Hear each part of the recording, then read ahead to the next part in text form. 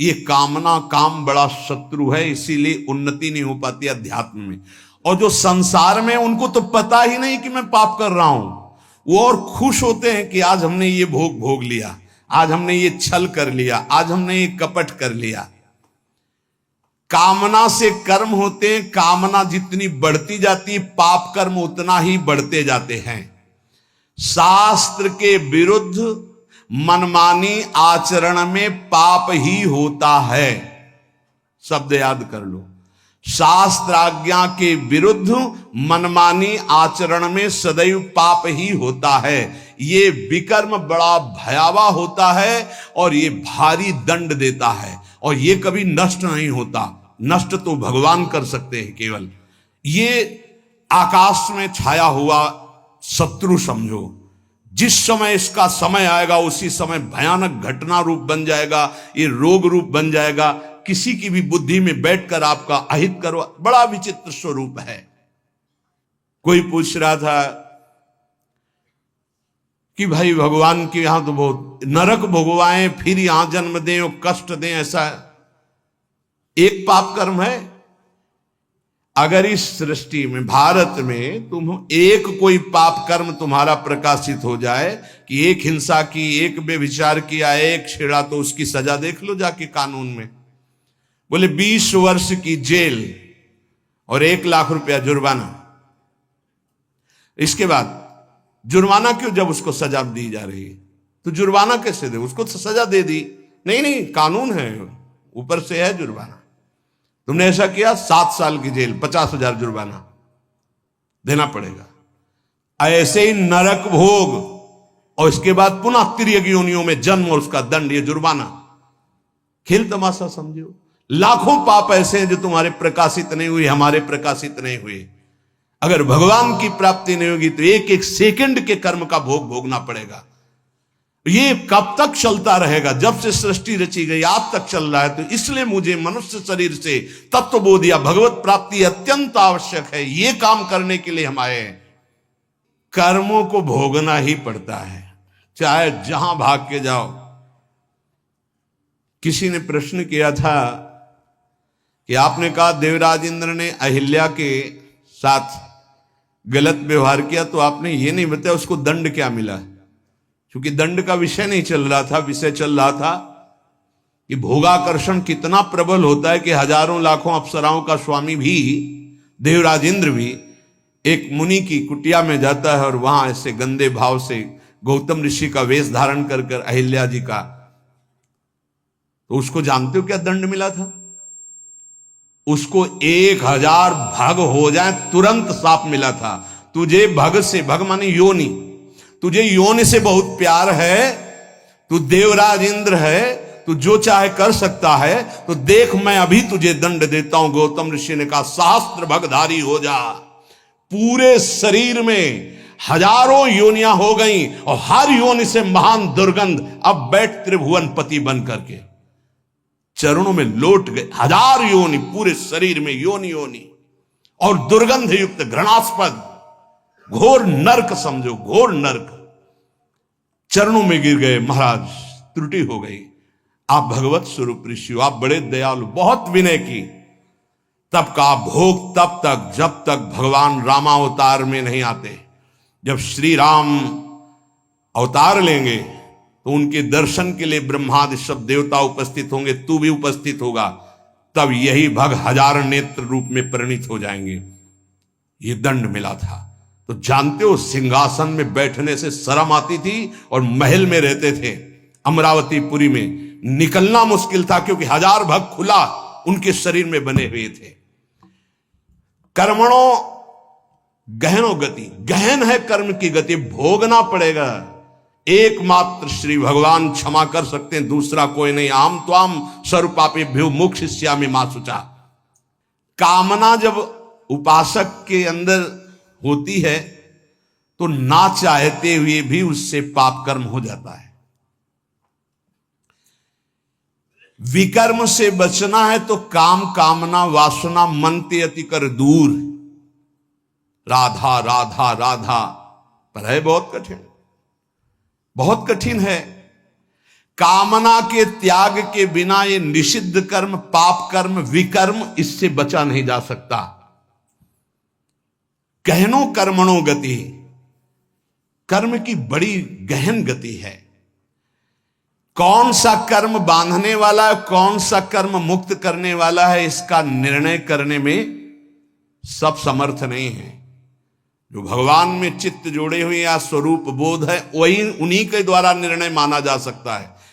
ये बड़े बड़े विद्वानों में भी गलती हो जाएगी निर्णय करने में। निर्णय में दो ही समर्थ हैं, या तो भगवत प्रेमी महात्मा या ब्रह्मबोध संपन्न ब्रह्म ऋषि।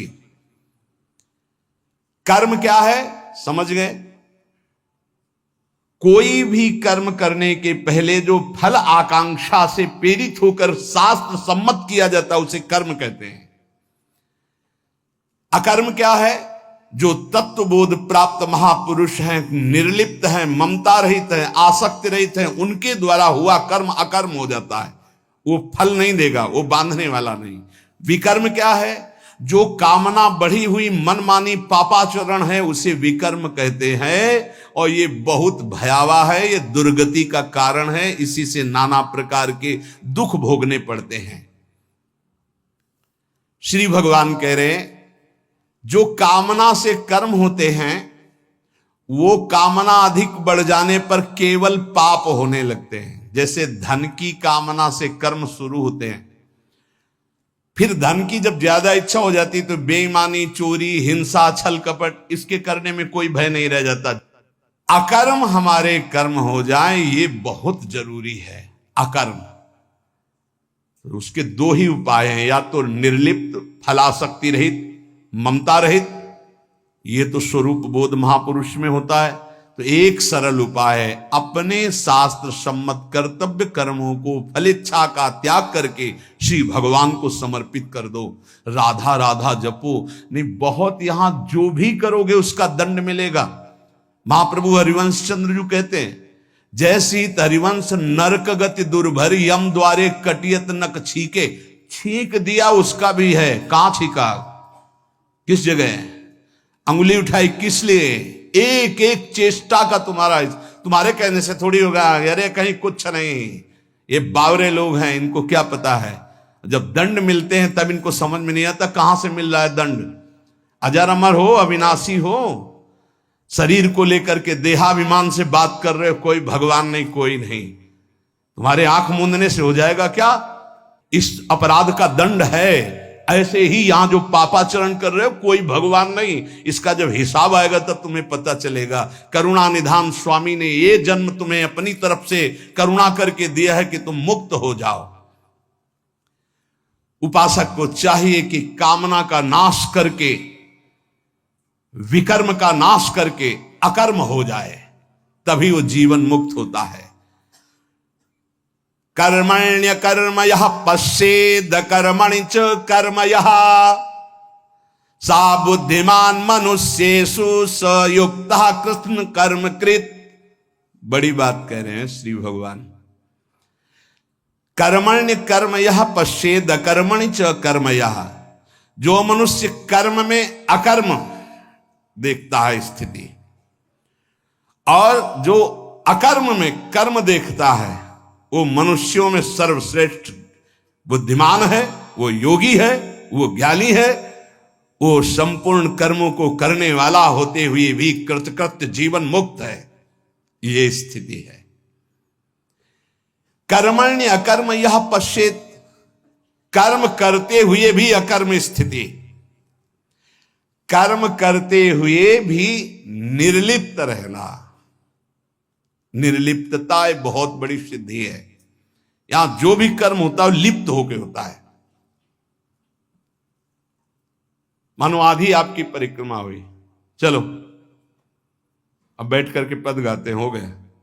नहीं नहीं, थोड़ा ही तो रह गया, पूरी हो जानी चाहिए। क्यों, कौन सा फल चाहिए, कौन सा फल चाहिए? नहीं, पूरी होने पर ही सिद्धि होती, फल प्राप्त होती। फल आगे रख लिया ना, लिप्त हो गए, लिप्त हो गए। ये इसी तरह सब शुभ से शुभ, बड़े से बड़े कर्म में निर्लिप्तता का मतलब है पूर्ण होना, ना होना, लाभ होना या हानि हो जाना। जय या पराजय, सुख या दुख, सुख दुखे समय कृत्वा लाभा लाभो जया जयो, ये निर्लिप्त स्थिति है। पूर्णता अपूर्णता से मतलब कोई संकल्प नहीं, स्वाभाविक सहज ही। आगे इस श्लोक में इसका भी भगवान वर्णन करते हैं। पूरा हुआ कर्म या नहीं पूरा हुआ, फल अनुकूल आया या प्रतिकूल आया, आया या नहीं आया, इससे किसी से मतलब नहीं। निर्लिप्त शास्त्र सम्मत केवल कर्म बिना किसी संकल्प इच्छा के हो रहा है। यंत्रवत अमुक कर्म मैं करता हूं, इस कर्म का फल ये होता है, ऐसा लक्ष्य रख करके जो भी कर्म किया जाता है वो उसे बांधता है। ध्यान दीजिए, यहां भगवान बहुत सावधानी की बात कर रहे हैं। अमुक कर्म मैं करता हूं, इस कर्म का ये फल है, ऐसी भावना रखकर जो भी कर्म किया जाता है बड़े से बड़ा, वो उसे बांधता है, ना कि मुक्त करता है।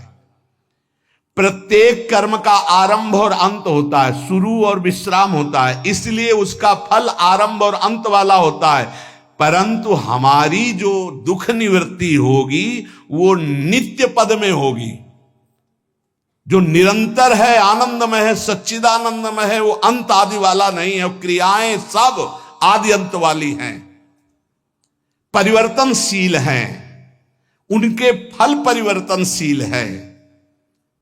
पर जीव फल की इच्छा रख करके ही हर कार्य करता है। अंदर की बात है, बिना फल की इच्छा किए तुम कोई कार्य नहीं करोगे।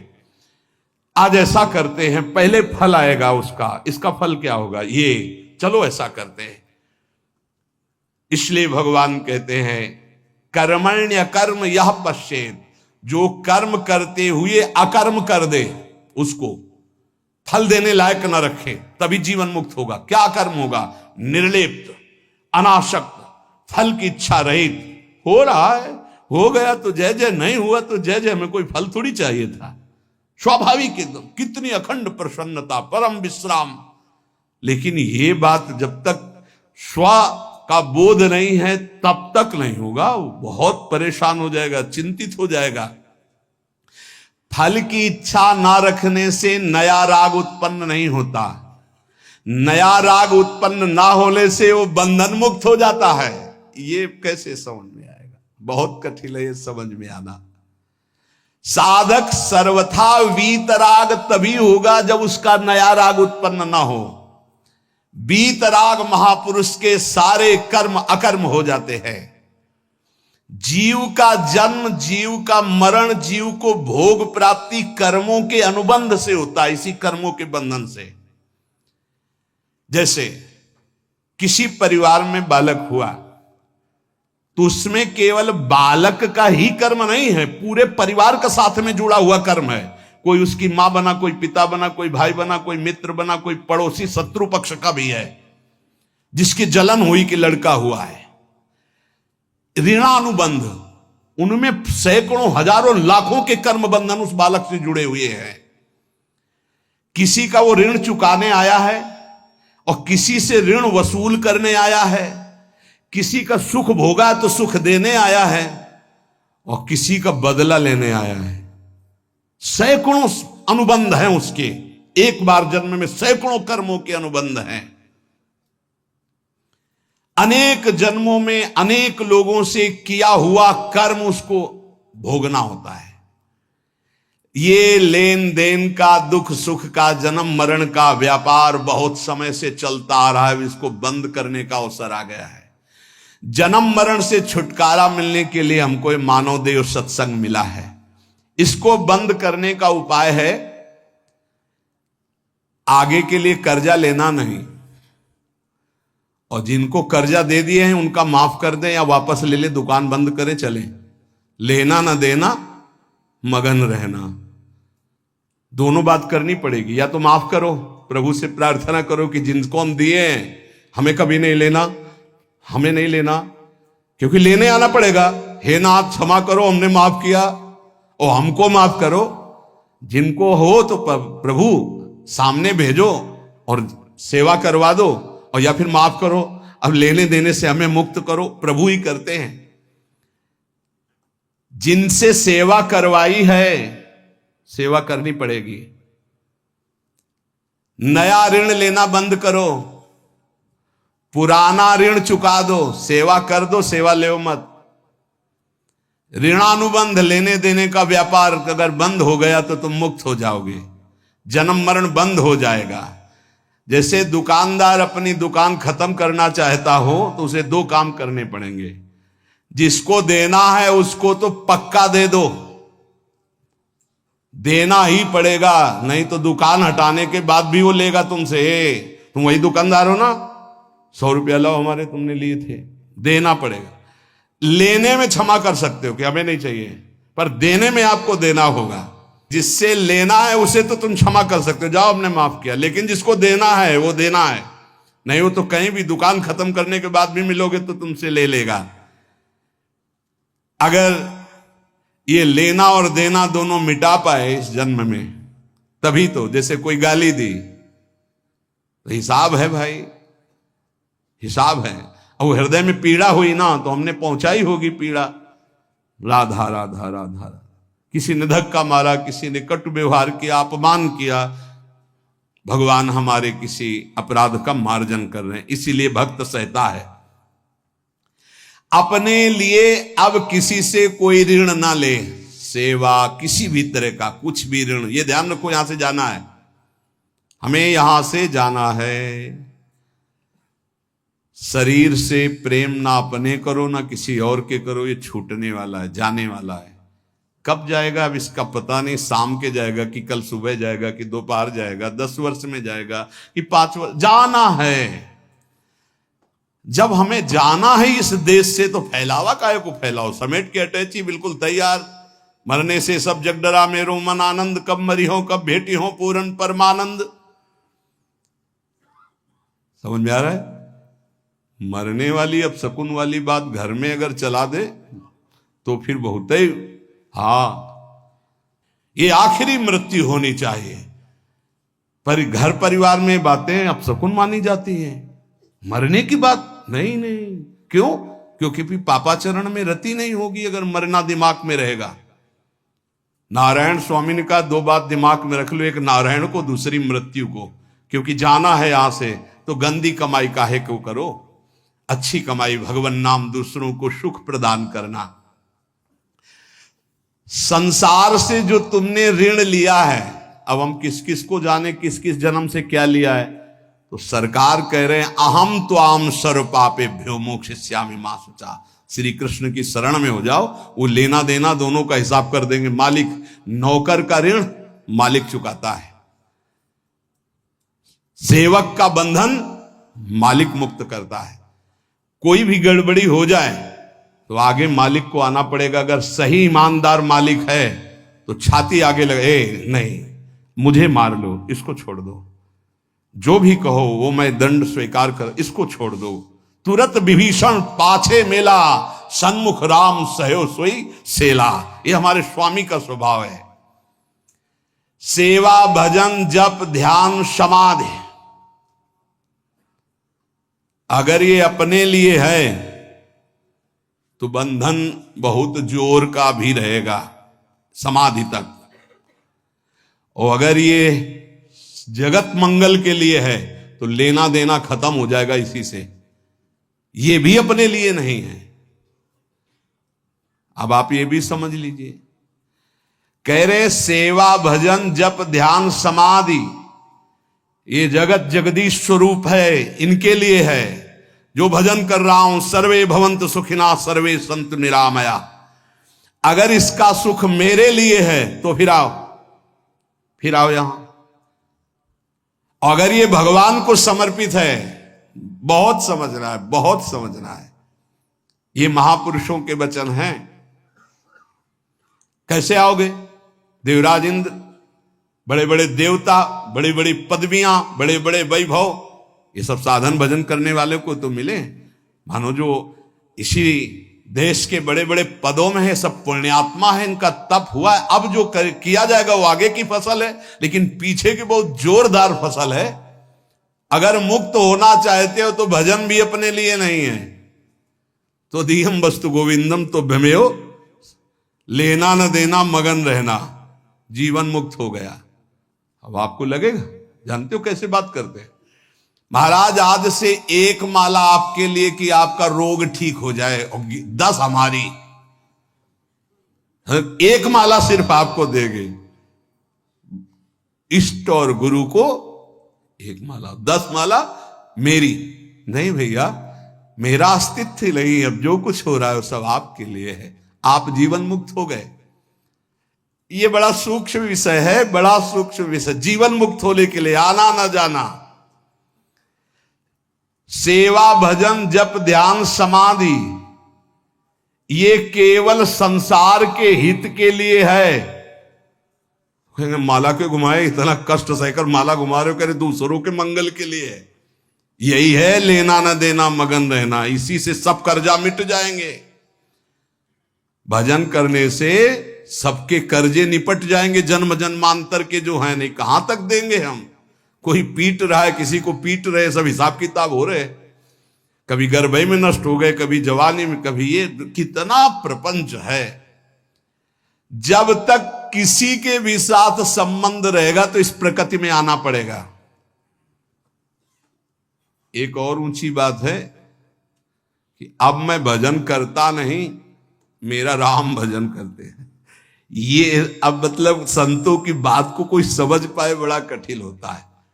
लेकिन तुम ना ले आना ये बात अभी से कि हाँ हम तो भजन नहीं करते, श्री जी हमारा भजन करते हैं। वो बहुत ऊंची स्थिति की बात, जीवन मुक्त महापुरुषों की बात। भला ये बात पचेगी कि आज से जितने माला करेंगे, पाठ करेंगे, भजन करेंगे, वो सब अड़ोस पड़ोस में बट जाएगा, तुम्हारे लिए नहीं रहेगा। हम क्यों जाए फिर बाड़ी पाठ में, हम क्यों माला चलाएं, इतनी परेशानी होकर माला चला तो मेरे लिए नहीं है। इसका मतलब समझते हो, इसका गूढ़ मतलब है।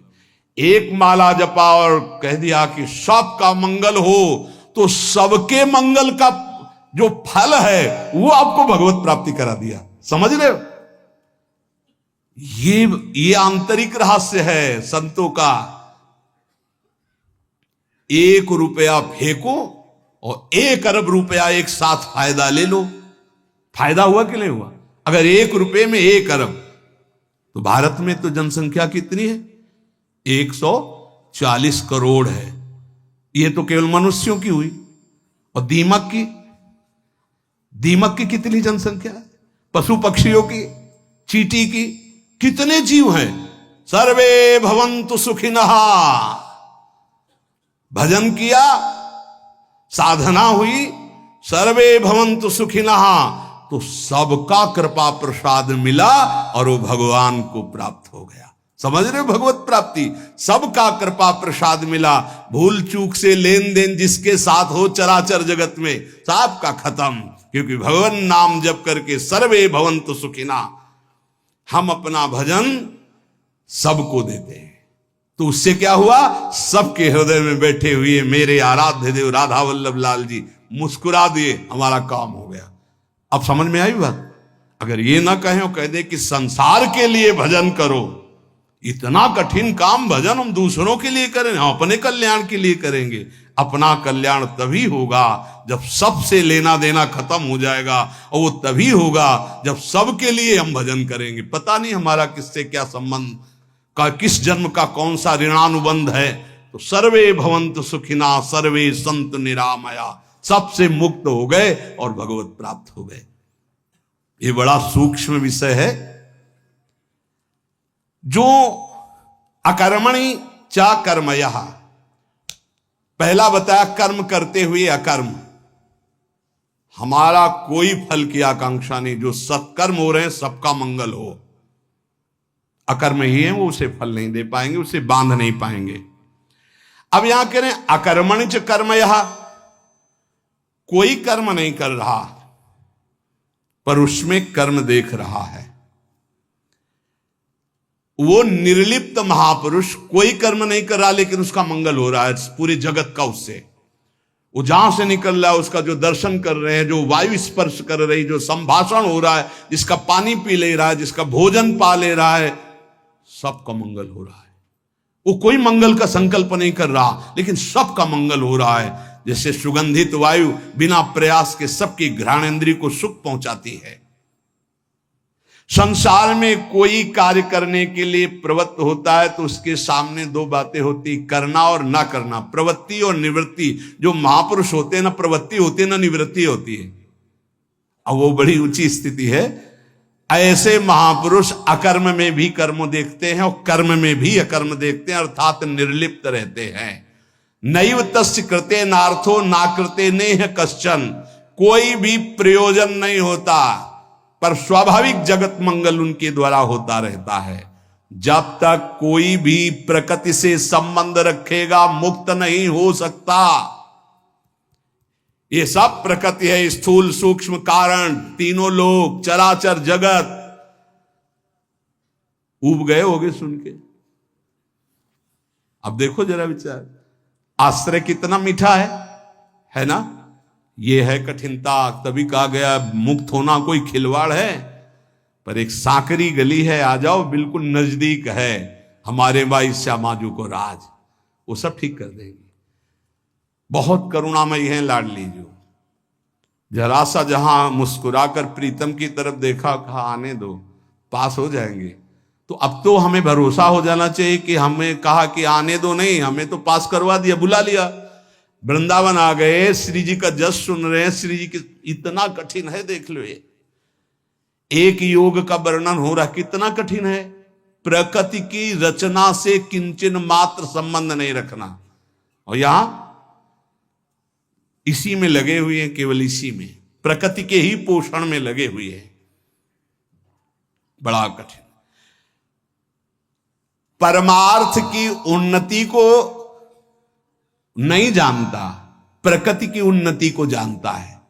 प्रकृति से किंचन मात्र संबंध न रहना, यह परमार्थ की उन्नति है, अंदर की बात। इसीलिए अध्यात्म बड़ा सूक्ष्म है। ना प्रवृत्ति ना निवृत्ति, ऐसी स्थिति वो महापुरुष अकर्म में भी कर्म और कर्म में भी अकर्म स्थिति देखता है।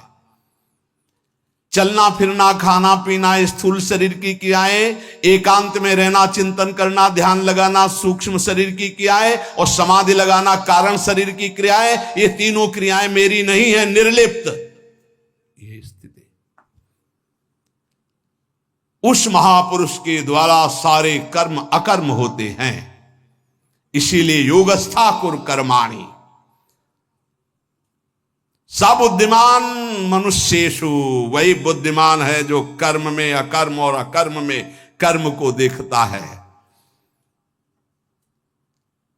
सायुक्तः, जो सिद्धि असिद्धि में, जय विजय में, लाभ हानि में, सुख दुख में समान रहता, वो भगवत प्राप्त महापुरुष होता है।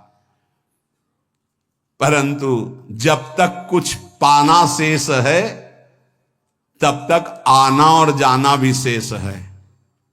शब्द ध्यान कीजिए, जब तक कुछ पाना शेष है तब तक आना और जाना शेष है, और जब कुछ पाने की इच्छा नहीं रखती है अंदर वृत्ति कोई बुद्धि, तो वो जीवन मुक्त अवस्था को प्राप्त होती है। नाशवान शरीर से संबंध रखने वाला पाने की इच्छा रखता ही है। जब शरीर संबंध छूट जाता है तब परमात्मा की प्राप्ति होती है। करना, जानना और पाना, ये तीनों बातें सिद्ध पुरुष में नहीं होती। करना, जानना और पाना, ये तीन बातें सिद्ध पुरुष में नहीं होती। उसे ही जीवन मुक्त महापुरुष होता। ना कुछ करना बाकी है, ना कुछ जानना बाकी है, ना कुछ पाना बाकी है। वो इस अशुभ संसार से मुक्त हो जाता है। यस्य सर्वे समारंभा काम संकल्प वर्जिताः ज्ञानाग्निदग्ध कर्माणं तमाहो पंडितम बुधाः। भगवान इस श्लोक में वर्णन करते हैं कि जिसका बिना किसी संकल्प के, कामना की, बिना किसी कामना के संपूर्ण कर्म हो रहे, वो कर्म ज्ञान रूपी अग्नि में जलकर भस्म हो जाते हैं, वही जीवन मुक्त, वही पंडित, वही बुद्धिमान।